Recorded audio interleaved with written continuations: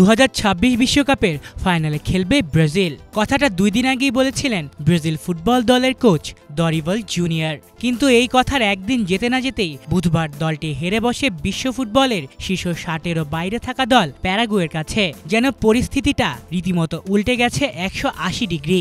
আর তাতেই প্রশ্ন উঠে যাচ্ছে, ফাইনাল তো দূরেই রাখুন, ব্রাজিল বিশ্বকাপে খেলতে পারবে তো? অবশ্যই এমন প্রশ্ন ওঠা তো অস্বাভাবিক কিছু না, কারণ বিশ্বকাপের বাছাই পর্বে সময়টা একদমই ভালো কাটছে না সেলেসাওদের। কনমেবল অঞ্চলের পয়েন্ট তালিকায় এখনো দলটা আছে 5 নম্বরে।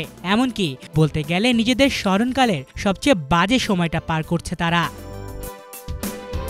2003 থেকে 2022 বিশ্বকাপের আগ পর্যন্ত বিশ্বকাপ বাছাই পর্বের 71 ম্যাচ থেকে দলটা মাত্র হেরেছিল 5 ম্যাচ। আর এবারের বিশ্বকাপ বাছাই পর্বে তাদের খেলা ম্যাচ সংখ্যা 2 অঙ্ক ছোঁয়নি। অথচ এর আগের 5 হারের রেকর্ড ছুঁয়ে কিংবা পেছনে ফেলার শঙ্কাও জেগেছে এখনই। আগামী অক্টোবরের ফিফা উইন্ডোতে আরও 2টো ম্যাচ খেলবে ব্রাজিল। সে 2 ম্যাচেও যদি দরিভালের দল হেরে বসে, তাহলে 19 বছরে হারা ম্যাচ সংখ্যা 1 বছরের এদিক ওদিকেই পার করে ফেলবে তারা। 2026 বিশ্বকাপ বাছাই পর্বে এখন পর্যন্ত 8 ম্যাচ খেলেছে ব্রাজিল। তার মধ্যে হেরেছে 4টিতে, জিতেছে 3 ম্যাচে, আর বাকি 1টি ম্যাচ হয়েছে ড্র। সব মিলিয়ে তাদের পয়েন্ট এখন 10, আর পয়েন্ট টেবিলে তাদের অবস্থান 5-এ।